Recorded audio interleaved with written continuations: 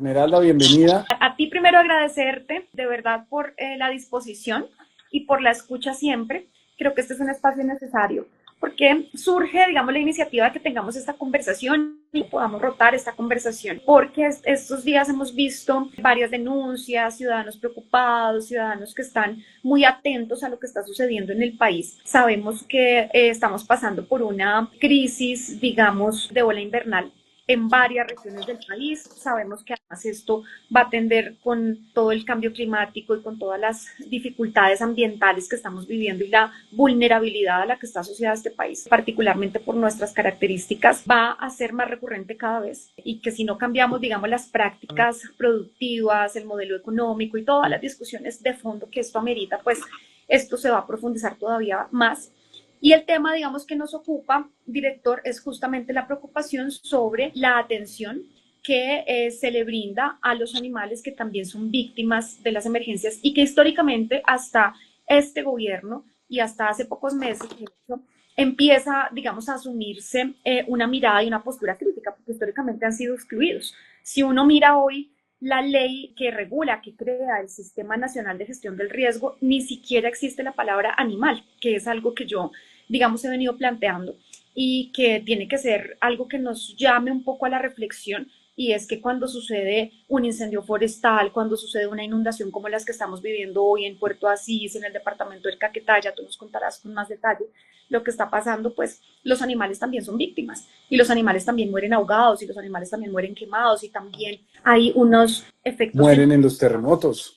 en los terremotos, en los sismos, lo que nos pasó hace poco aquí en el centro del país, muchísima gente, yo no sé si ustedes veían en todas las redes la gente diciendo me voy a morir aquí encerrada porque no me voy sin mis gatos y no pude, no sé cuál es el protocolo para evacuar con animales, es decir, una cantidad y un desconocimiento enorme porque el país no está preparado para atender las emergencias de manera integral y con un enfoque interespecie, con un enfoque antiespecista.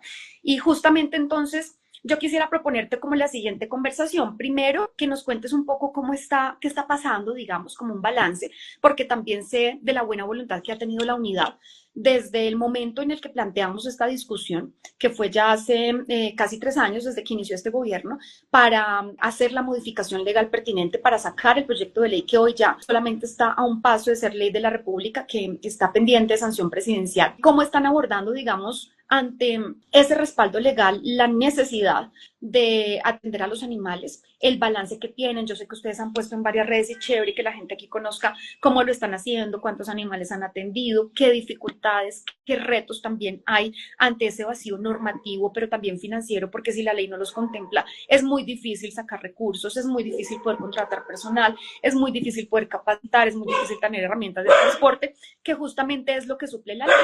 Entonces, que nos cuentes un poco como ese balance previo, que hagamos un poco ese análisis y luego que terminemos contándole a la gente en qué consiste esa ley que trabajamos de la mano durante varios años, durante 2 años largos, y cómo se va a implementar, qué se viene, contarles también que estamos planeando un evento, por supuesto, liderado por la dirección y con el presidente para la sanción de esta ley, que no es menor y que tiene una implicación justo de un cambio de enfoque, de un cambio de mirada en la atención de emergencias, que es un tema además, Carlos, que muchos países están empezando a abordar. Es una cosa muy linda. Cuando nos metemos Sí. en esto, uno encuentra que esto no existe en ningún país, pero los países ya se empiezan a cuestionar y entonces empieza uno a ver al menos algunos intentos de adecuar protocolos y atención de emergencias, incluyendo a los animales. Entonces, si quieres, arranquemos un poco, que tú nos cuentes cómo ha sido y cuál es como el balance que tenemos hoy. Lo primero que quiero decir, senadora, pues es que de verdad le agradezco mucho por el esfuerzo de aprobar una ley. Los congresistas, si tienen los votos, si tienen la capacidad, pues justamente eso es lo que pueden hacer. Que un congresista tenga capacidad de ejecutar presupuesto, pues no tiene. Que un congresista pueda cogobernar, pues no, porque son ramas distintas del poder. Pero lo que sí puede hacer un congresista es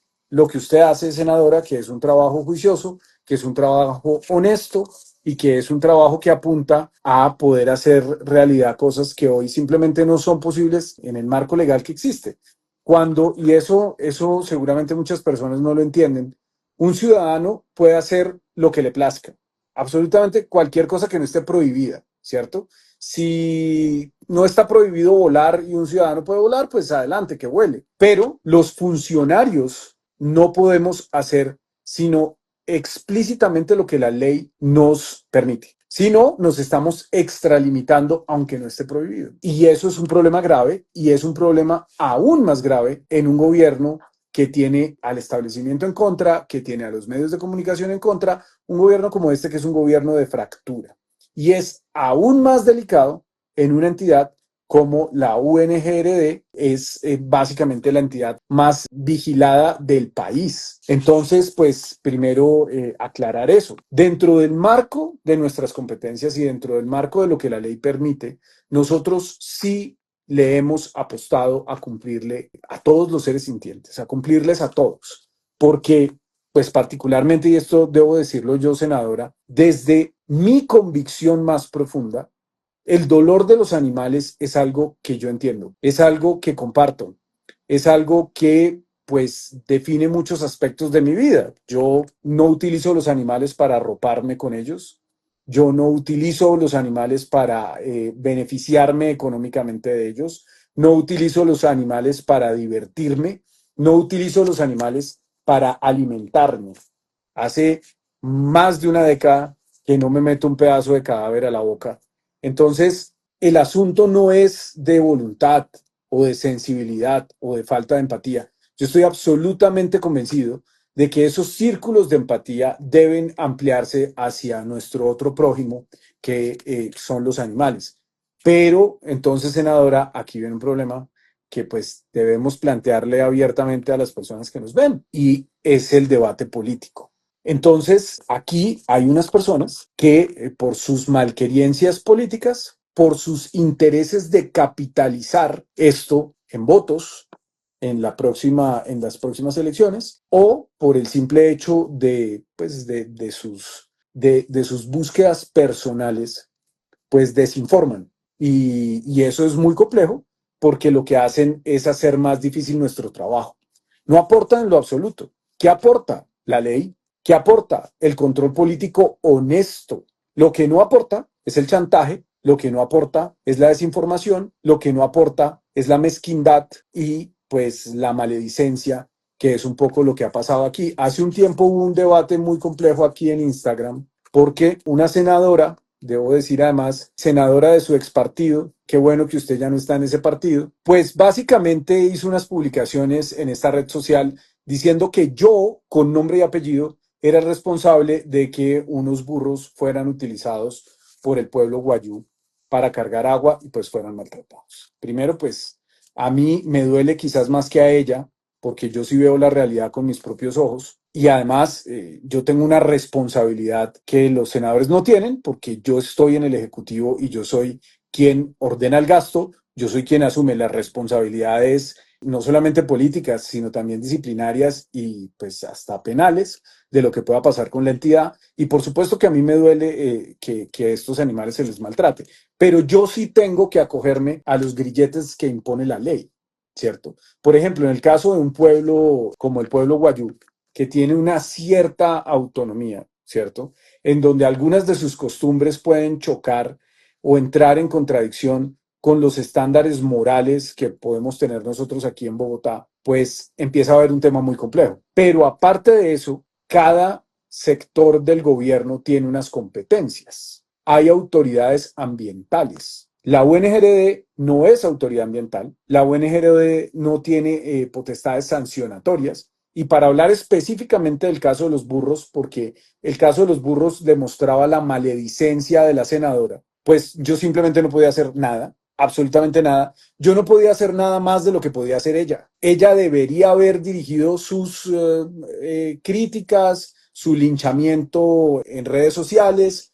sus palabras de odio, porque además es una persona que es bastante buena generando eso. Y por supuesto las imágenes morbosas que le encanta compartir. Eso debería habérselo dirigido a las autoridades locales y al ministerio de, en el caso de los animales de producción, es el Ministerio de Agricultura quien debe encargarse. La autoridad ambiental, por ejemplo, en el caso de que exista una Secretaría de Ambiente, pues será la Secretaría de Ambiente. Si no, pues serán las corporaciones autónomas regionales, que son autoridad ambiental. Entonces, Una cosa es lo que pasa con la fauna silvestre, otra cosa es lo que pasa con los animales domésticos, otra cosa es lo que pasa con los animales de producción, pero en ninguno de los casos sería mi potestad, por ejemplo, antes de que se apruebe esta ley, que qué bueno que el presidente la sancione lo antes posible. Yo no podría destinarle recursos y tampoco lo podrían hacer las gestiones del riesgo departamentales y municipales, no lo podrían hacer los alcaldes, no lo podrían hacer los gobernadores, porque simplemente los animales no existen en la ley. Y como les digo, un funcionario público no puede sacarse sus funciones del sombrero, sino tiene que hacer lo que la ley le ordena hacer, ni menos ni más. Entonces yo sí quería hacer esa aclaración, senadora, porque pues lamentablemente la búsqueda de protagonismo y la maledicencia de la senadora y de otras personas que van cayendo de este lobo con piel de oveja, que es esa señora, pues las personas desprevenidas creen que es un asunto de falta de empatía, que es negligencia, y pues yo tengo que no lo es. Y lo que yo sí puedo probar es cuál ha sido el comportamiento recurrente de la señora que ha instrumentalizado procesos, que se ha peleado con todo el mundo, que no puede trabajar con nadie, que todas las personas que trabajan con ella terminan pues básicamente maltratadas o vilipendiadas o pues simplemente declaradas enemigas. Yo tuve que padecerla 2 años en el Consejo hasta que dejó plantados a sus electores y renunció para lanzarse al Senado. Fíjese usted que a mí todo el mundo me decía que yo iba a dejar tirada mi curul para irme a aventurar en el Senado. Y seguramente me habría podido hacer elegir, pero pues yo hice un compromiso de 4 años con los bogotanos y les cumplí. La señora, en cambio, dejó la curul tirada y se fue haciendo lo mismo, además con unas prácticas políticas que yo clasifico dentro de la política tradicional. Es lo mismo regalar una esterilización que regalar unas tejas, o que regalar unos mercados, o que regalar cosas que por buenas que sean o por nobles que sean, implican una transacción con el votante. Entonces, pues bueno, yo voy cerrando por ahí esta intervención antes de empezar a hablar de los hechos puntuales de las acciones que ha emprendido la ONGRD dentro del marco que le da la ley actual y por supuesto también, senadora, qué bueno que usted nos cuente más sobre qué va a venir una vez su ley, esa ley que usted se ha echado al hombro y que enhorabuena ha podido aprobar. Pues director, varias cosas. Yo creo que aquí caben pues varias acciones y es, yo creo que uno tiene que sumar esfuerzos para lograr que finalmente se beneficie a los animales. Es decir, por supuesto, hay que tener representación política. La causa animal tiene que tener representación política, pero no puede ser instrumentalizada para conseguir votos y en eso sí lo acompaño y lo entiendo perfectamente y yo también he sido víctima allí, entonces lo entiendo perfectamente. Varias cosas que usted ha dicho, director. Lo primero es que la gente tiene que entender que el rescate de animales en emergencia no simplemente es vaya a saque el perrito que se está ahogando y entonces es inhumano porque no lo sacó y no lo rescató, o vaya y evacúe, saque las gallinas o saque el cerdito, porque hay fotos y cosas además que se escapan de la capacidad si no se tiene la posibilidad de tener recursos. Por ejemplo, el video que estaba rotando, que rotó muy fuerte en redes, lo vi, creo que fue una denuncia que hizo la senadora Ida Bella también, con las vaquitas y todo pues el ganado saliendo de una inundación, creo que en el departamento del Caquetá, y unas cifras altísimas de animales utilizados en sectores productivos, que están siendo, pues digamos, por supuesto, víctimas de estas emergencias, pero sí no existe un marco normativo que efectivamente le dé la potestad, pero además cree la obligación del Estado de atender a los animales en emergencia. Es muy poco lo que se puede hacer.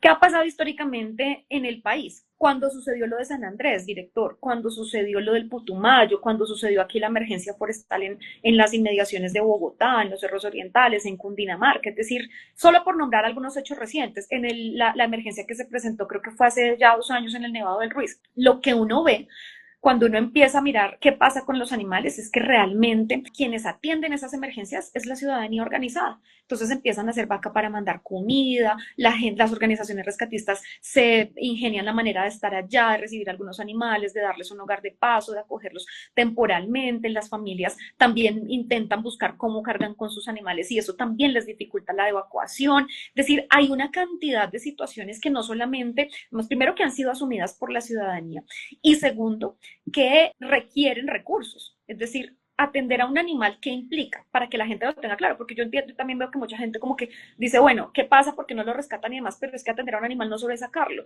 es decir, es coger al animal que necesita instrumentos, necesita una trailla, necesita por lo menos una cuerda o cualquier cosa, debe tener un insumo para transportarlo, un guacal, dependiendo del tipo de animal, un algo para transportarlo, digamos, dependiendo de la naturaleza del animal, quién lo va a atender, quién lo va a valorar, qué medicamentos se les va a dar, si se les puede ofrecer un plato de concentrado o no, dependiendo también del tipo de animal, a dónde va a ir, cuál va a ser el hogar temporal o el hogar de paso mientras se recupera el animal, cómo se va a coordinar el retorno del animal, si es un animal domesticado, cómo se retorna el animal a su familia, cómo se le hace el seguimiento, si son animales utilizados para producción, cómo se controla esa evacuación y cómo se devuelven. Es decir, es toda una logística enorme que requiere necesariamente recursos. No es un tema de voluntad y no puede ser un tema como ha venido siendo en este país y en casi todo el mundo, asumido por la ciudadanía que es sensible y que entiende la causa de los animales y que reconoce los derechos de los animales. No puede seguir siendo así. No es posible que cuando hay una emergencia, cuando hay una emergencia directoria, y eso uno lo ve mucho, por ejemplo, con el incendio de los cerros y con todos los incendios forestales, uno busca cifras y la cuantificación es tantas hectáreas incendiadas. Se perdieron tantas hectáreas de bosque. Ajá, ¿y cuántas vidas se perdieron? Nadie tiene ese registro. Obviamente es muy complicado, es muy difícil. No estamos pidiendo pues que registren desde el sapito, desde la que es una cosa que es imposible, pero sí que diga, mire, este ecosistema, la casa vital de una especie endémica, pone en riesgo una especie. En este ecosistema había, digamos, un hábitat natural para esta otra especie, tantas aves. Es decir, que por lo menos haya una conciencia frente a lo que sucede cuando hay un incendio forestal, cuando hay una inundación, cuando hay un terremoto, que también está asociado y lamentablemente a veces toca hablar de esto para que mucha gente que no le interesan los animales también tenga conciencia, director, a pérdidas económicas. Es decir, yo creo que eso ni siquiera es necesario hablarlo porque nomás con el hecho de saber que hay un animal que está padeciendo una emergencia y que necesita ser rescatado o evacuado, pues debería ser suficiente.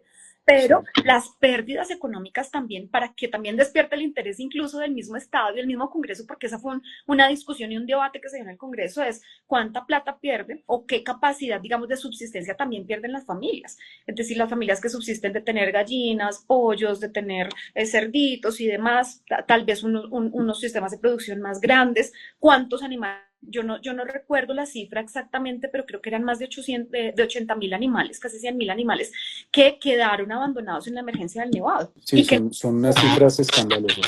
son unas cifras absurdas. ¿Y eso qué impacto económico también tiene en la economía de subsistencia, pero también las economías a otra escala?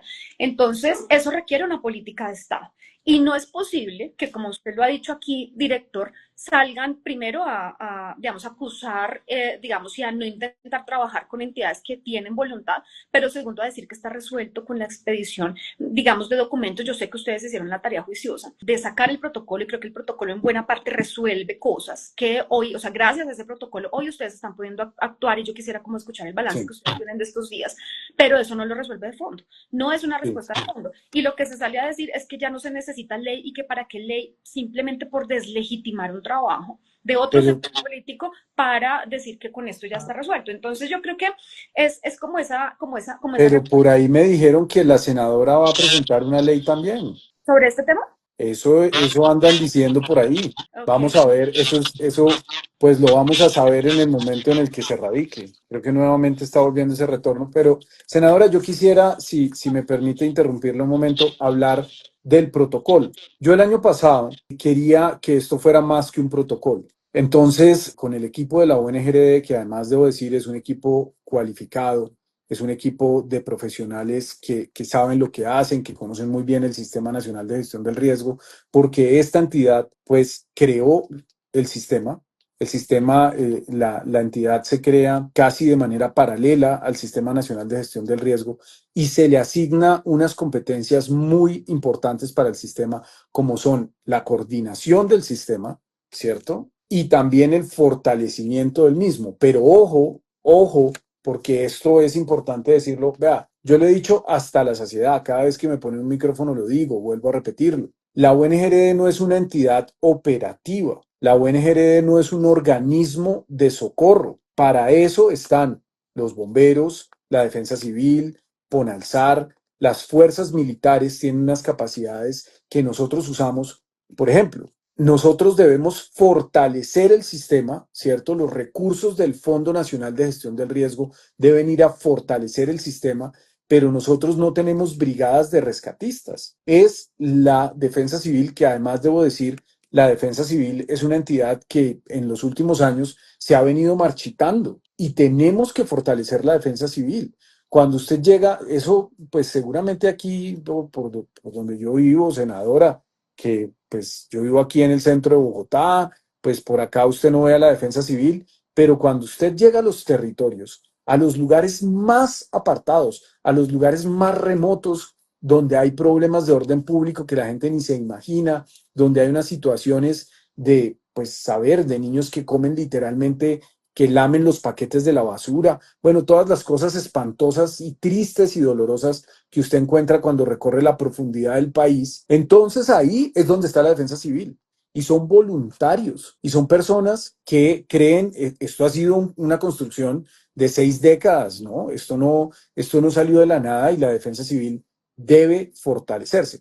Pero entonces, ¿quiénes son los encargados de hacer estos rescates de personas? Es la defensa civil, son los bomberos, es la Fuerza Aeroespacial, es el PONALSAR de la Policía Nacional, el Ejército Nacional también tiene, por supuesto. Nosotros en Colombia además tenemos unos grupos muy cualificados. Nosotros tenemos el COL-1 USAR, que tiene certificación internacional.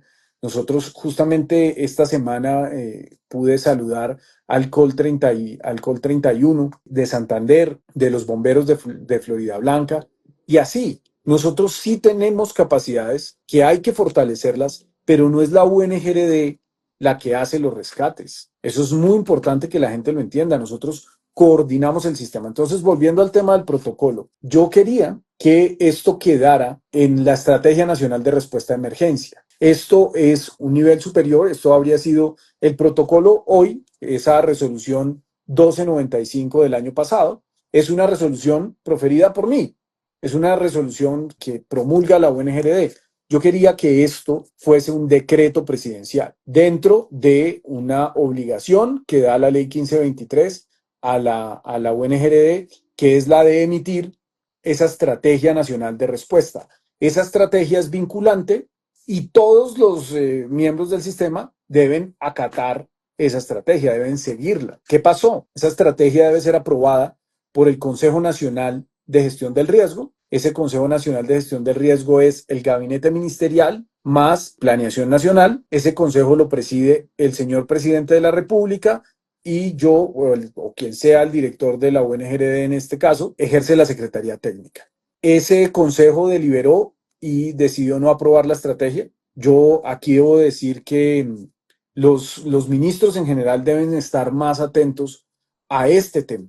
El tema del riesgo es muy serio y también es competencia de ellos. Y yo siento a veces, y bueno, yo aquí ya estoy hablando en pasado porque como el elenco del gabinete cambia con tanta frecuencia, pues los que estuvieron el año pasado ya básicamente no queda ninguno, pues quedo yo y el presidente, de resto creo que quedan como dos. Son ellos los que tienen que tomar la decisión de adoptar esa estrategia. Entonces, pues la estrategia se hundió. Inmediatamente cuando la estrategia se hunde, pues yo promulgo la resolución, que es lo que puedo hacer, pero esto sí debe quedar escrito en piedra. Esto debe quedar en la ley. Un problema, por ejemplo, con la gestión del riesgo en Colombia, senadora, es que existen fondos, existe un fondo nacional, existen fondos departamentales y existen fondos municipales. Y como se diseñó la ley, ese escalonamiento, pues también es al contrario para la respuesta. Responde primero el alcalde, después responde el gobernador, y si las capacidades de la gobernación se ven sobrepasadas, es ahí donde entra el gobierno nacional a concurrir desde el Fondo Nacional de Gestión del Riesgo con dinero, pero no hay ninguna obligatoriedad en alimentar ese fondo. Entonces usted recorre el país y los fondos municipales de gestión del riesgo están vacíos. Hay alcaldes, y conozco unos que hacen un trabajo extraordinario con las uñas, que eso es muy valioso, con las uñas, con los muy pocos recursos que tienen, pero pues en lugar de hacer fiestas o conciertos o robarse la plata, porque también eso pasa, invierten en gestión del riesgo. Hay departamentos muy juiciosos, el Huila, por ejemplo, hay departamentos con recursos como Cundinamarca, Boyacá, Antioquia, que también tienen unos sistemas de riesgo muy robustos. El caso de Antioquia yo creo que es el más robusto de todos y ni siquiera se alcanza. Y el gobierno nacional, y aquí cierro con esto, senadora, esta breve reflexión, el gobierno nacional tampoco invierte en gestión de riesgo lo que debería invertir. Y además también pasó que Olmedo se robó la plata y los que estaban antes de Olmedo se robaron la plata y eso también es una realidad que no podemos ocultar y no podemos cambiar el pasado, pero sí podemos cambiar el presente. Y yo aquí hago un llamado a los actores políticos, porque son actores políticos los que quieren hacerle un linchamiento mediático a la UNGRD, instrumentalizando escenas dolorosas de animales que se encuentran en una situación de vulnerabilidad. Hago un llamado a esos actores políticos para que exijan el fondeo. Usted, senadora, y sus compañeros senadores, ¿cuántos es que son ahora? 106, 107 con las sillas vacías, ¿cuántos quedaron? Cien- ¿108? 108. ciento- Los 108 senadores no debatieron el presupuesto porque no les gusta el presidente, porque les cae gordo el presidente, porque no les gusta cómo el presidente saluda a su majestad la reina católica, porque no les gusta, porque le tienen bronca al presidente. Y entonces prefirieron hundir el presupuesto sin debatirlo, sin, por ejemplo, permitirle al sector de gestión del riesgo ir al Congreso a decirles, señores, necesitamos 4.3 billones de pesos. Y nos dieron 650.000 millones. Y entonces, ¿dónde estaban esos senadores que hoy se rasgan las vestiduras y elevan el clamor y además se autoproclaman como la voz de los que no tienen voz? ¿Dónde estaban cuando el presupuesto se hundía sin siquiera pensar en que esos animales necesitaban los recursos? Porque es que nosotros sí podemos fortalecer el sistema. O sea, yo puedo hacerle giros directos, como lo hemos hecho, por ejemplo, en el caso de Puerto Carreño. Puerto Carreño tiene una situación complicadísima. Puerto Carreño, pues básicamente es una ciudad que históricamente dependió de Venezuela, luego Venezuela se desbarrancó, que está lejísimos. El candidato presidencial al que derrotó el presidente Gustavo Petro no sabía dónde quedaba el Bichada. Entonces, nosotros le hicimos una transferencia de recursos a Puerto Carreño de 12.000 millones de pesos para que pudiera estructurar un proyecto de gestión del riesgo, pues que no es todo lo que se necesita, pero que es mucho más que nada. Entonces, si no tenemos plata, el llamado aquí es, la UNGR sí trabaja y trabaja sin descanso. Y qué bueno sería que los senadores un día se den una pasada por la UNGR y golpeen. Los dejamos autorizados para que entren a las 2 de la mañana para que vean que hay gente ahí trabajando, reportando lo que pasa minuto a minuto durante las 24 horas del día en este país. Director, varias cosas que me parecen importantes que la gente tenga claro, digamos, con esa intervención tuya. Primero, la gente cree que cuando hay una emergencia en el país, quien tiene que atenderla y quien está obligado a resolver la emergencia es la Unidad Nacional de Gestión del Riesgo. Pero desconocen que hay un sistema y el sistema está conformado por la unidad nacional, pero también por las unidades territoriales, pero también hay respuesta, es decir, cada entidad territorial, gobernación o alcaldía tiene una unidad de gestión del riesgo, está conformada por particulares, es decir, organización civil que tiene que ver con bomberos, con defensa y demás, pero también hay una responsabilidad social. Es decir, las entidades privadas hacen parte del Sistema Nacional de Gestión del Riesgo. La ciudadanía, las personas del común hacen parte del sistema. Entonces, cuando nosotros hablamos de una adecuación de la norma para garantizar la atención de animales en emergencia, estamos hablando no solamente de que la unidad se comprometa con el tema, porque finalmente, como tú lo has dicho aquí, la unidad genera un lineamiento, organiza el sistema, comanda el sistema y puede reforzar, por supuesto, con recursos a esos otros entes que hacen parte del sistema, pero no es la única. Entonces, cuando uno hace una tarea de dar un mandato y de decir, aquí tienen que contribuir de manera solidaria, porque además hay un principio de solidaridad en la gestión del riesgo en este país, tanto los públicos como los privados de los distintos niveles en una causa, pues por supuesto que se resuelve algo de manera estructural, es decir, hay algo estructural. No es lo mismo que esté la unidad simplemente queriendo asumir y enviar recursos para el tema animal, a que así sea poquito, todos los municipios de este país, todas las gobernaciones del país estén destinando algo, que tengan por lo menos unos guacales, que tengan unas traillas, que tengan cómo resolver a través de un médico veterinario por lo menos algunas atenciones básicas de emergencia, que capaciten a esos organismos de socorro que tú has planteado acá para poder atender de manera óptima una emergencia. Entonces yo creo que esa es la enorme diferencia que hace una ley. Aquí he leído yo además mientras conversabas, mientras nos hablabas, digamos, varios aportes importantes que hacen las personas que nos escuchan y es que, por ejemplo, el tema de la ley es una cosa que queda. Es decir, simplemente si se llegara a presentar una reforma de esa ley, es decir, un proyecto de ley que derogue digamos, los mandatos que hace esta ley, pues va a cambiar. En cambio, un protocolo que ustedes lo sacaron con toda la buena voluntad y que pese a todavía todas las deficiencias, dificultades y más, porque esto no se resuelve de un día para otro, este es el primer gobierno que asume el tema animal desde la gestión del riesgo. Este es el primer gobierno que lo hace y que por lo menos saca una resolución, que por lo menos saca un protocolo. Eso es temporal.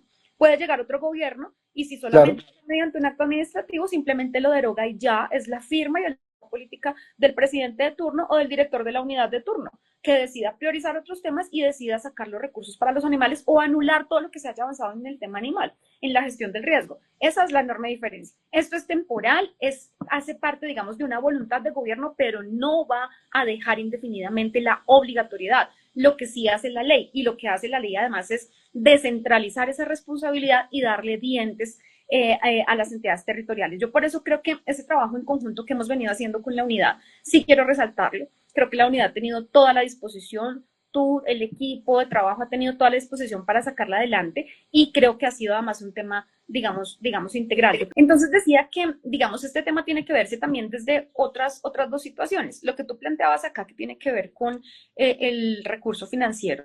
Es decir, hoy hay una crisis, no solamente de la Unidad Nacional de Gestión del Riesgo, sino de todas las entidades del Gobierno Nacional, porque el Congreso no quiso aprobarnos la ley de financiamiento para incrementar la posibilidad de tener ingresos y podernos mover.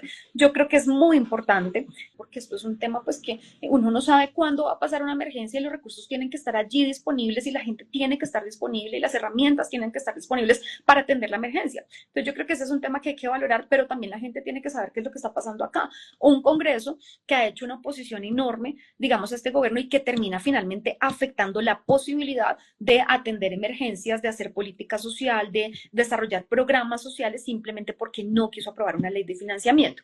Y frente a este tema animal, me parece que digamos, también cabe otra reflexión, dos reflexiones más. Lo primero es que es un tema que no ha sido asumido, digamos, no existe la suficiente conciencia para que sea asumido de manera integral por el Estado. Es decir, este no es un tema solamente de riesgos. Aquí, ¿cuál es el papel? Tú lo has dicho bien, del Ministerio de Agricultura. Es decir, ellos ven a los animales como simplemente, digamos, un mecanismo de producción, digamos, y para generar productividad y demás, pero no se hace responsable. Además es un debate muy interesante porque pues aquí hay una tensión entre la misionalidad misma de una entidad con lo que otros podemos buscar. De acuerdo. Y es un debate complejo porque hay millones de personas que viven en Colombia del sector agricultura y eso implica una utilización, un aprovechamiento económico de los animales. Y por eso también tenemos que ser muy cuidadosos en no caer. Creo yo, es mucho más fácil enfatizar este asunto cuando hablamos de gatos, de perros, que cuando hablamos de cerdos, de vacas, de gallinas, que son animales que sienten exactamente el mismo temor cuando se enfrentan a la muerte, que tienen la misma capacidad, que tienen el mismo sistema nervioso central que nosotros tenemos para sentir dolor o para querer permanecer en el mundo. De acuerdo, no, y mira que son discusiones. Lo primero, digamos, quería poner el ejemplo del Ministerio de Agricultura, que todavía, vamos, ellos ven a los animales simplemente como un medio de producción, pero cuando se intenta hacer una articulación para este tipo de cosas que tiene que ver con reconocer justamente todo eso que tú has planteado de la sintiencia y demás, es muy complejo articular, es muy complejo. Y no es un problema de este gobierno, es un problema de estructura. Es decir, ellos no ven a los animales para defenderlos, sino para mirar cómo son más productivos. Entonces, digamos, esa es una discusión también de fondo que hay que dar. El tema de animales compañeros, por supuesto, es más fácil, pero todavía hay un vacío enorme que se supone se está resolviendo con el SINAPIO y es, se los tiran la pelota entre las entidades porque hay un vacío jurídico que tampoco permite que uno pueda tener la claridad frente al tema. Entonces, el Ministerio de Ambiente dice que no, ellos son competentes simplemente para atender animales silvestres y entonces no asumen la responsabilidad de perros y gatos y trasladan el tema porque históricamente ha sido asumido como un problema de salud pública, es decir, los animales compañeros son asumidos como un problema de salud pública y se los mandan entonces al Ministerio de Salud, que a su vez lo descentraliza simplemente con un tema y con un enfoque y una Como intención. un tema de zoonosis, Exacto, básicamente. es un tema de zoonosis. Entonces, digamos, hace falta esas discusiones de fondo que uno tiene que darse para replantear también el sistema, para replantear el Estado y para replantear el papel que tiene, que yo creo que la Corte ha tenido un avance importante en este tema y ha dado pasos importantes como el reconocimiento de los animales como sujetos de especial protección y digamos que ha reconocido la obligatoriedad que tiene el Estado de asumir, digamos, ese cuidado, pero eso no está, no existe todavía de manera integral en el Estado ni en la norma. Y también entonces, digamos que yendo al segundo punto, vale la pena una reflexión sobre lo que estamos haciendo en el Congreso, porque no es sacar leyes por sacar. Es decir, hoy hay una agenda, la gente creería que hay una agenda frente al tema animal supremamente robustecida, porque especialmente esta última legislatura que terminó el 20 de junio, salieron varias leyes con el tema animal, pero vale la pena que uno también se sienta a pensar qué tipo de leyes y qué alcance tienen y si realmente resuelven estas discusiones y estos problemas de fondo y los temas estructurales para los animales, o si simplemente sacar leyes por sacar, que no resuelven nada y que lo que hacen es naturalizar prácticas de maltrato y de explotación de animales bajo la figura, digamos, y la idea de la regulación. Yo creo que ese es un tema importante que hay y que toca también a este punto de manera directa. Entonces yo creo que esas reflexiones frente al tema animal hay que darlas y yo agradezco, director, porque sé, digamos, de esa vocación, digamos, y de esa conciencia que se tiene frente al tema animal, de la tarea que están haciendo, pero sí me parecía importante digamos, contemos hoy un poco cómo está pasando. Yo no sé si tú quisieras contarnos un poco el balance de lo que ha pasado estos últimos días. Es decir, hay Sí, videos, hay cosas que rotan, qué han podido hacer, cuántos animales han podido rescatar. Sé que en redes han puesto algunas cosas, pero que nos cuentes un poco cómo ha sido, digamos, la situación de estos días. sí, en los eventos recientes que han sido además bastante graves, por ejemplo, y voy a arrancar por ahí, de Paratebueno y Medina en Cundinamarca, ese terremoto que se dio ahí fue muy complejo y el número de víctimas humanas, pues de víctimas mortales es casi que milagroso, ¿no? Yo no soy una persona que crea en los milagros, pero por la magnitud de la destrucción material, uno pensaría que muchas más personas podrían haberse visto afectadas y no. Perdió nadie la vida, ninguna persona murió, pero sí hubo dos animales que fallecieron y en ese caso 412 animales fueron evacuados y yo aquí quiero saludar y felicitar a la gobernación de Cundinamarca porque desde el primer momento ellos estuvieron atentos al rescate de los animales. Ellos ofrecieron atención veterinaria, los animales que resultaron heridos recibieron tratamiento, recibieron alimentación, vacunación y ya cuando se estableció el alojamiento temporal, los alojamientos temporales nosotros desde la UNGRD, porque fuimos nosotros los que como coordinadores del sistema estuvimos ahí, lo coordinamos, nosotros montamos ese PMU, nosotros hemos estado allá desde el día uno de la emergencia acompañando a la gobernación y a los municipios que están haciendo correctamente su trabajo. Ahí se adaptaron lugares especiales para los animales, porque efectivamente las personas no van a ir a un alojamiento temporal si no pueden llevar a sus perros, a sus gatos y a los animales con los que comparten la vida y que son parte de su familia. La adecuación de albergues, director, tiene que ser pensando en los animales, porque uno, digamos, ve mucho que pasa eso, es decir, pueden evacuar, pero no pueden entrar animales, no pueden llevar animales. Y hoy hay que entender que hay una realidad y es que las familias se están reconfigurando. El 70% de las familias colombianas tienen animales como parte de su familia. Entonces uno no concibe, y yo creo que los que tenemos animales lo vivimos en las últimas emergencias acá en Bogotá, muchísima gente diciendo yo o salgo con los gatos hasta que no los encuentre, no salgo, no Sí. evacúo, me entierro con ellos acá. Entonces, eso me parece que es un tema supremamente clave porque también tiene que ver con que si no se tienen en cuenta los animales en la política de riesgo, se está poniendo en riesgo las vidas humanas. Es decir, las familias también se ponen en riesgo. Absolutamente. Entonces, estos alojamientos temporales se piensan con lugares destinados específicamente a que los animales puedan estar en esos alojamientos temporales en condiciones dignas, seguras y que las familias puedan llevar a sus animales de compañía a esos alojamientos.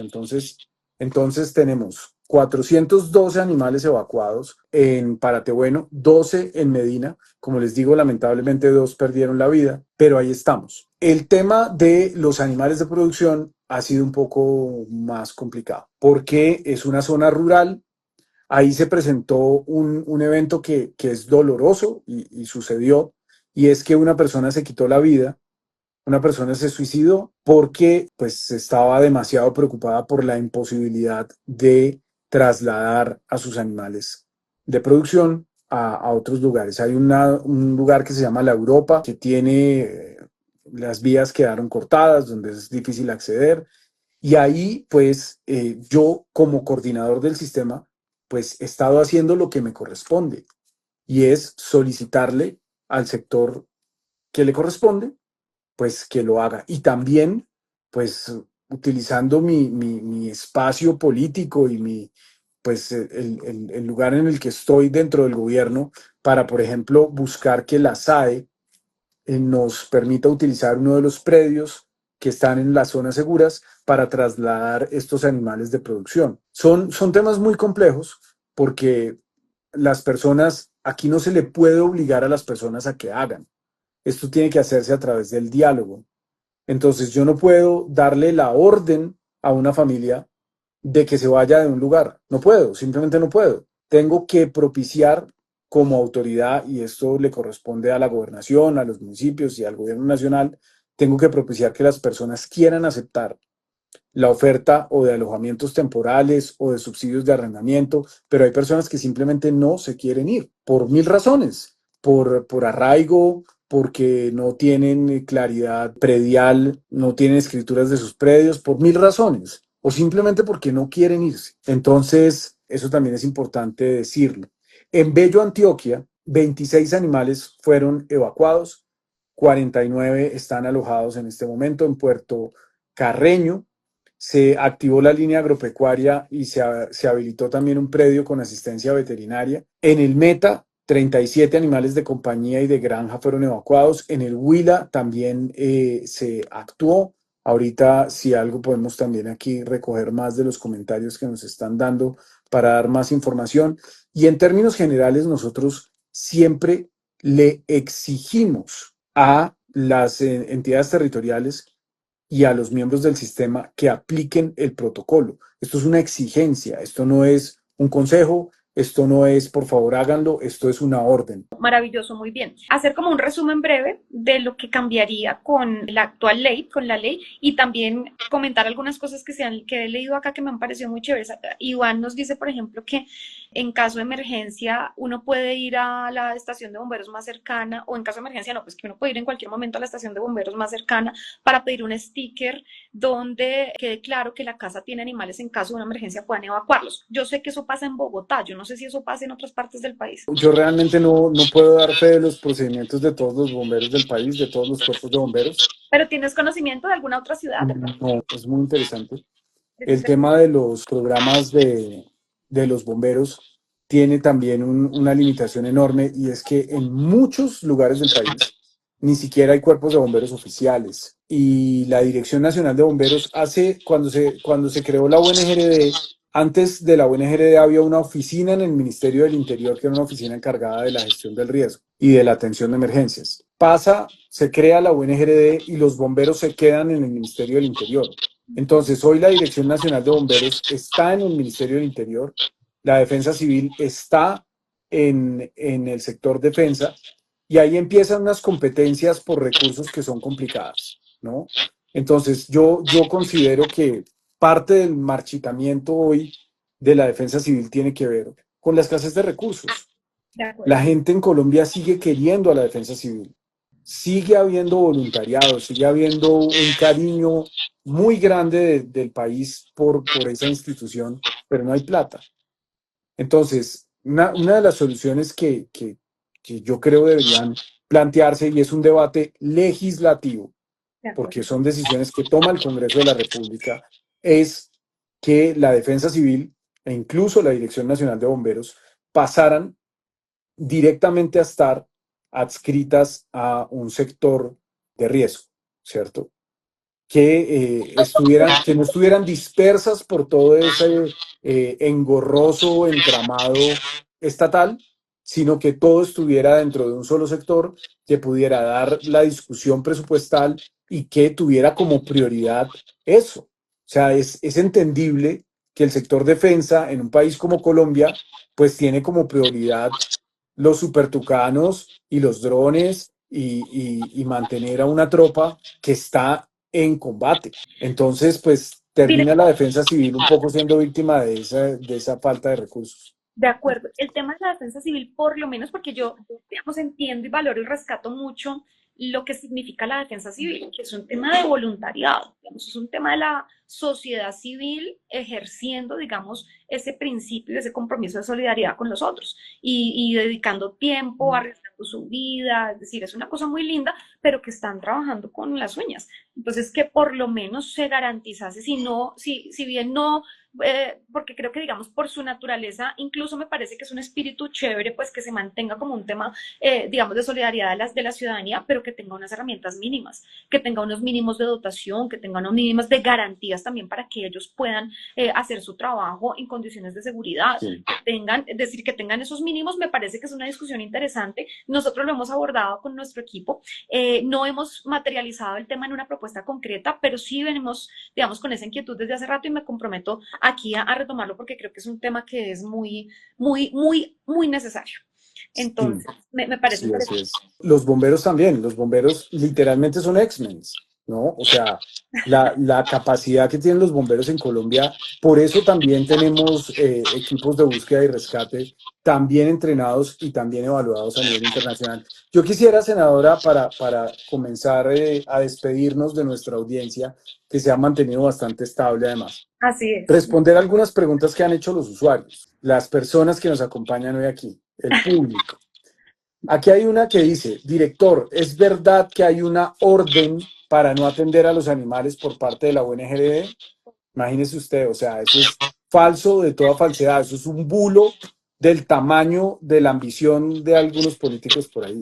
O sea, ¿de dónde puede salir algo tan descabellado como que hay una orden para no atender a los animales? Imagínese usted.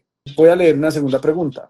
¿Cuál es la competencia de los alcaldes y gobernadores? ¿Son responsables? Y entonces yo aquí respondo esta pregunta. Sí, son responsables.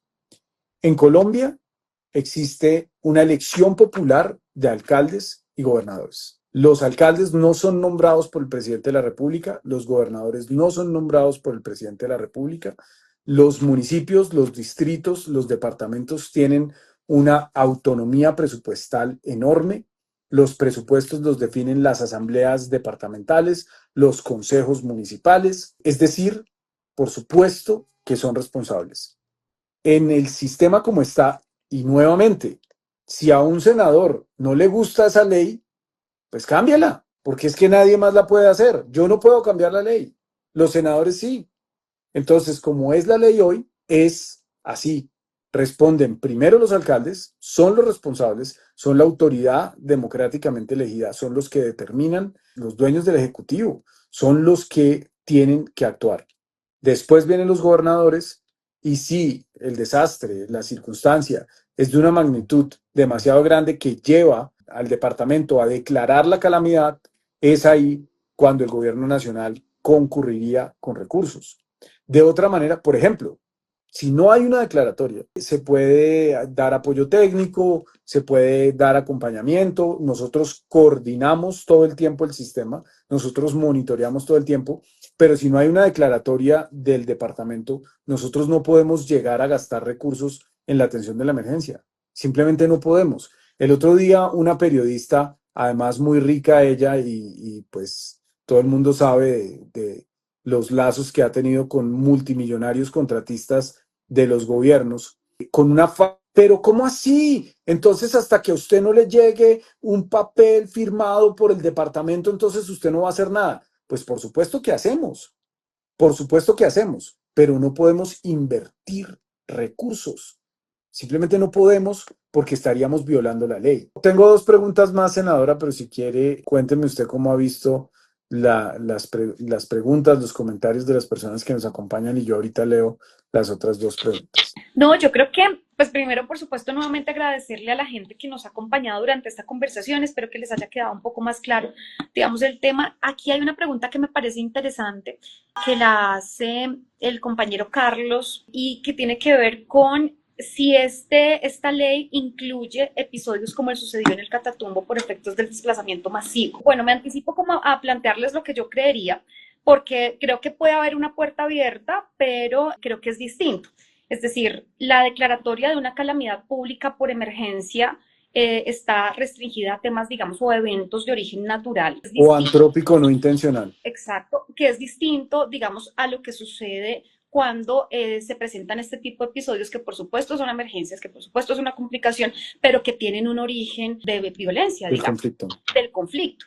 Entonces, de hecho, nosotros venimos trabajando, director, y esperamos, es que esto ha sido un proceso bien complicado, bien largo y con unas discusiones enormes y de fondo que tienen que ver con reconocer también a los animales como víctimas del conflicto armado en Colombia, porque hay Sí. unos antecedentes y hay una historia de cómo también han sido afectados ecosistemas enteros, de cómo han sido afectados territorios enteros que eran finalmente la casa de miles de especies de animales y que se han venido viendo afectados justamente por el fenómeno de la guerra en este país que lleva décadas y han sido invisibilizados desde lo simbólico, desde la conciencia, desde lo pedagógico, desde la sensibilidad, pero también desde las acciones. Es decir, no hay acciones de reparación efectivas para esos ecosistemas, para esas especies que permitan, digamos, reivindicar el daño que se ha causado a partir de la guerra. Entonces yo creo que hay que separarlo un poco para responderle a Carlos, pero no sé si tú tengas, digamos, alguna apreciación adicional frente a esa Sí. pregunta.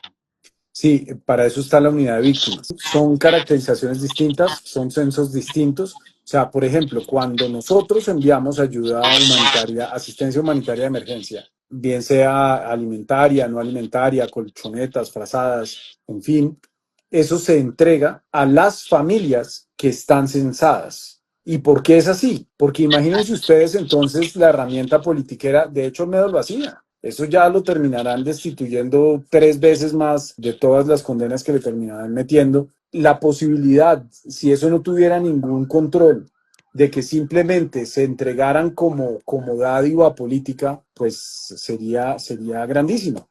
Cuando nosotros entregamos ayudas, las entregamos a personas que están caracterizadas dentro de un registro único de damnificados. Las personas que son víctimas del conflicto están caracterizadas en otro censo distinto que no tiene nada que ver con la UNGRD y que además son millones de personas las que han sido víctimas del conflicto armado en Colombia. Entonces, para eso está la unidad de víctimas y es bien importante que la gente sepa eso, ¿no? No todas las personas que tienen afectaciones están dentro del Sistema Nacional de Gestión del Riesgo porque nosotros atendemos emergencias causadas por la naturaleza o antrópico no intencional. Eso quiere decir cosas que hayan sucedido sin que la gente se lo propusiera. No atendemos una bomba, pero sí atendemos una explosión de, no sé, de los tanques del aeropuerto que explotaron y generaron un tema de esa naturaleza. Eso sí, los actos terroristas no. Esa es una claridad que me parece muy, muy importante que, nos quedemos. Director, para cerrar, yo quisiera una revisión, digamos, muy rápida de lo que contempla la ley. Lo primero y más importante, creo yo, es que los animales ahora son parte oficial de todo el sistema y la gestión de riesgo de emergencias y desastres en Colombia. Lo segundo es que se convierte en un objetivo, es decir, si uno miraba cómo estaba desglosada la ley, pues digamos el objetivo era, por supuesto, atender las situaciones de emergencia e incluía, a mí había una cosa que me parecía muy particular, y es que cuando uno leía la ley, incluye, por supuesto, la atención de seres humanos, la evacuación y todo lo que significa eso, pero también de bienes materiales. Es decir, uno decía, incluso es ambiguo, uno decía hasta un carro, hasta un edificio, un bien público está protegido, pero una vida animal no, o sea, la vida animal no. Eso La está, infraestructura. la infraestructura está protegida, los animales no. Eso es una cosa que a mí no me cabía en la cabeza. No es posible que no existan los animales en el sistema. Hoy, digamos, son un objetivo explícito de la gestión del riesgo en Colombia. Se incorpora un principio que me parece muy interesante, que es el principio de solidaridad con los animales. Es decir, no solamente es una obligatoriedad del Estado, sino es una obligatoriedad de todos. Si un animal está en una situación enmarcada en un riesgo, en un desastre, en la ocurrencia de un desastre, pues está en la obligación como ciudadano de auxiliarlo, de atenderlo. Se redefinen, digamos, varios conceptos que marcan la pauta de acción del sistema, que tienen que ver con la definición de desastre, la definición de calamidad y la definición de vulnerabilidad, que no incluye a los animales. Es decir, si sucedía un evento, tenían que estar involucrado o la infraestructura o tenían que estar involucrado el riesgo para la vida de seres humanos, pero si solamente eran de otros animales, de otras especies animales, no clasificaba para ser catalogado como un desastre, como una calamidad y por tanto no se podía declarar y por tanto entonces no se puede actuar.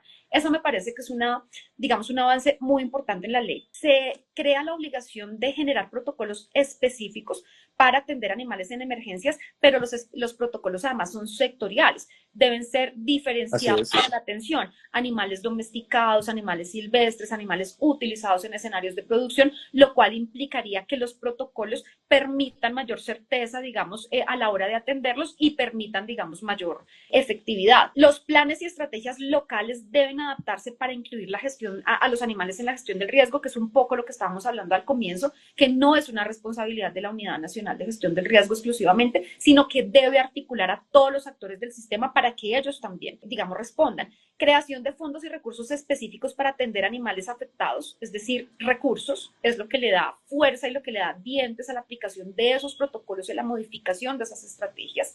Registro de información y datos sobre animales afectados, porque encontrar cifras, por ejemplo, es muy difícil, especialmente cuando se trata de silvestres, y uno no pide, como lo decía al comienzo, que nos digan cuántas ranas, cuántos pájaros, pues porque sería imposible, pero sí por lo menos que se permita tener una aproximación a cuáles son las especies que fueron afectadas durante la ocurrencia, digamos, del desastre en la zona. Entonces me parece que es muy importante la creación de incentivos, por ejemplo, de redes de rescatistas, de defensores de derechos de los animales que pueden ayudar a evacuar, que pueden ayudar a servir como hogares de paso, que pueden ayudar a atender a los animales. Digamos, deben existir unas herramientas de articulación también para facilitarles a ellos las herramientas y que puedan hacer esa tarea de manera conjunta. La creación de incentivos y finalmente la necesidad de identificar el paso a paso y cómo se va a actuar en el paso a paso. ¿Cuál es el paso a paso?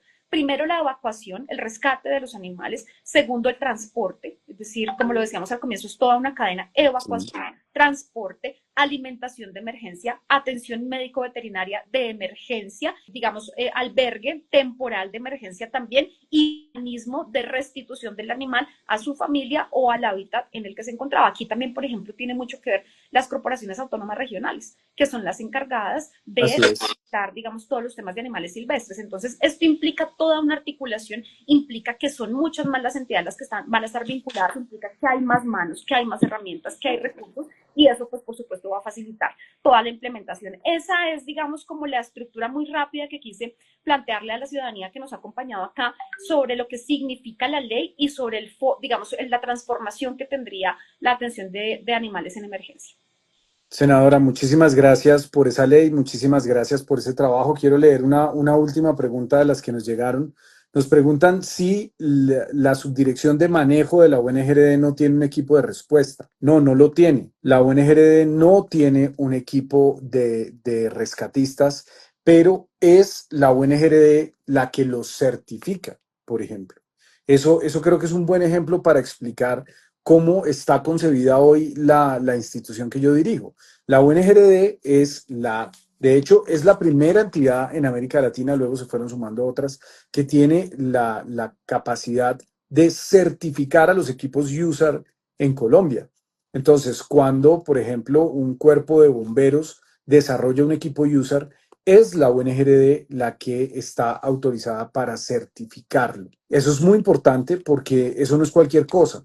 Para que un cuerpo de rescate, un organismo de socorro pueda tener equipos USAR certificados, expertos en búsqueda y rescate, bien sea liviano o pesado, necesita trabajar años para poder cumplir con unos requisitos sumamente estrictos para que eso se dé. Nos preguntan también otra cosa sobre dónde se puede consultar el protocolo, pues en la página, en nuestra página web, en los trinos que pusimos el fin de semana como consecuencia de todo este barullo que se armó, ahí también están los enlaces para consultarlos. Y yo quiero decir una última cosa, senadora, y lo voy a decir con total claridad política. La senadora Andrea Padilla a mí me odia desde el Consejo porque yo puse en evidencia su falsa solidaridad, porque yo puse en evidencia cómo se quedó con la personería delegada de ambiente y cuáles eran sus prácticas que, le debo decir, son como las prácticas de cualquier otro concejal tradicional de Bogotá. Por poner en evidencia que a la señora le gustan los puestos más de lo que le gustan los perros. Por ese tipo de cosas, pues se armó un debate político que sigue vivo hasta hoy y que, pues además yo no voy tampoco a deponer, porque yo sí creo que ese lobo con piel de oveja, pues no debe estar por ahí haciéndose pasar por ser la voz de los animales simplemente para su beneficio personal.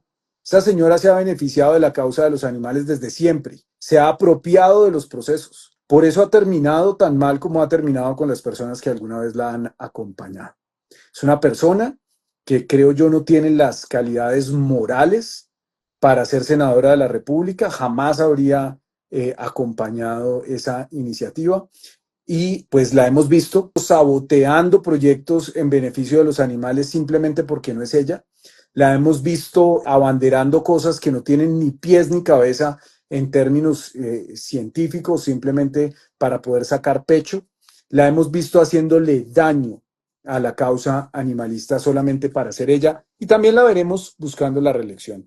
Entonces, pues yo sí creo que ese oportunismo hay que señalarlo. Aquí hay gente seria.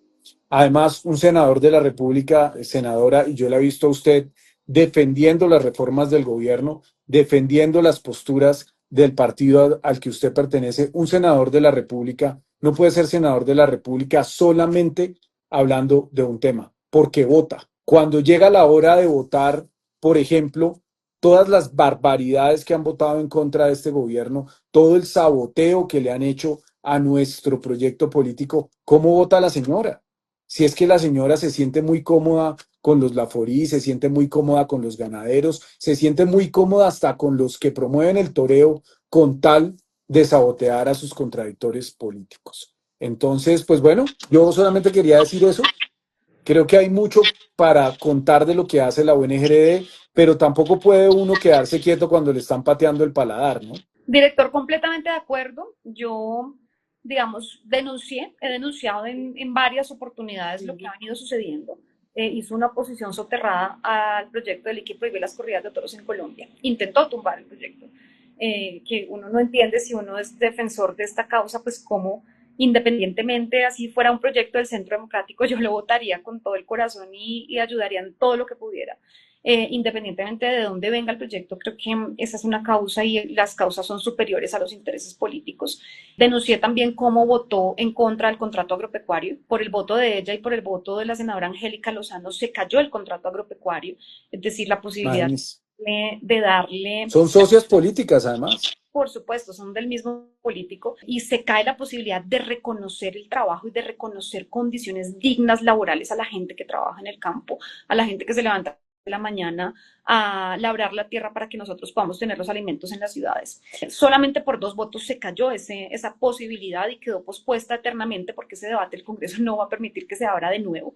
Y bueno, yo he hecho varias denuncias allí, se le entregó la Comisión Quinta del Senado al Partido Conservador cuando era el pacto histórico y se hizo alianza con un sector Sí. ganadero, digamos, que lo representa el presidente que quedó en la Para Comisión Quinta, votar en contra del pacto histórico, ¿no? estar en contra del pacto histórico, en contra mía particularmente, que iba pues a dinamizar una agenda ambiental y animal. Y el congresista presidente de esa comisión por el que ella votó nos frenó fracking, nos frenó glifosato, tuvo una agenda pues digamos completamente contraria al tema animal y bueno, digamos que ha sido una serie de cosas que yo he venido denunciando porque creo que vale la pena que la ciudadanía también lo entienda y vale la pena esa reflexión que tú haces frente a que uno puede ser animalista, pero puede tener posturas contrarias, digamos, a las causas sociales, a la ciudadanía, a las luchas populares y demás. Y yo creo que eso no se vale. Entonces, pues hemos venido haciendo esa tarea. Yo sí reconozco enormemente la disposición. Sé que no es fácil, sé que falta mucho. Yo creo que también hay que reconocer que hay deficiencias, que este gobierno, y siempre lo digo yo, tiene problemas, hemos tenido dificultades, hemos pasado también una curva de aprendizaje, tenemos muchas cosas por mejorar, pero creo que hay una disposición interesante para trabajar por las causas sociales, para trabajar por los animales, que digamos es lo de mi corazón, pero creo que tiene que ser un trabajo interdisciplinario, tiene que ser un trabajo integral, y eso es lo que hemos venido haciendo. Mi disposición, yo igual seguiré molestando a la unidad, seguiré molestando a las entidades territoriales para que esta ley tenga una pronta implementación, para que haya un buen proceso de transición y para que de verdad podamos ir reduciendo esas brechas enormes y ojalá algún día, yo creo que ya esta generación no la veremos, pero ojalá algún día se reconozca realmente y de manera plena los derechos de los animales. Director, gracias, director, reconozco ese compromiso, ese trabajo, sé que faltan cosas por hacer, faltan plata, herramientas, de todo, pero que vamos poco a poco avanzando. Gracias a la ciudadanía que se conectó a este espacio de verdad, por el interés, por querer entender un poco cómo funciona esto, por querer acompañar. Les estaremos contando cómo implementamos esta ley y los estaremos invitando junto con el director Carrillo al evento porque queremos hacer un evento de sanción de esta ley, queremos que la gente entienda el alcance, cómo funciona, que el presidente Petro, además, porque esta es una tarea también de este gobierno que por supuesto está liderada por el presidente Petro, que está comprometido con este tema, entonces allá nos veremos para celebrarlo y para empezar a apoyarlo, director, para que arranquemos. Muchas gracias, senadora, y finalmente recordarles a los actores políticos y a todas las personas que nos acompañaron a que nos acompañen en esta solicitud de recursos. El año pasado se hizo un compromiso de recursos que aún no han sido entregados y que pues tienen en unos aprietos complicados muchos programas de la UNGRD. Nosotros estamos casi que limitados solamente a atender la emergencia. Tenemos algunas cosas de lo que salvamos del desastre de Olmedo, pues que esos recursos el año pasado se destinaron y están a buen recaudo, pero para que podamos seguir avanzando necesitamos recursos. También a ustedes, los senadores, a que este año sí den la discusión del presupuesto y ojalá pueda quedar debidamente fondeada la gestión del riesgo en Colombia para el 2026. Muchísimas gracias, senadora. Yo creo que ya estuvo bueno, esta conversación está muy interesante, pero pues ya va siendo hora de cerrarla. Senadora, mil gracias, felicitaciones nuevamente por su ley y espero que vengan muchas más. No, gracias a ti, esta ley no es mía, esta ley es de la gente que ha trabajado este proceso, es de la unidad, es de todos los que han venido haciendo esta tarea y bueno, nos veremos en el evento, gracias de nuevo a toda la gente que nos acompañó y bueno, esperamos que hayamos podido aclarar algunos de los interrogantes que teníamos frente a este proceso. Un abrazo. Muchísimas gracias. Lo mismo para usted. Chao. Chao, chao.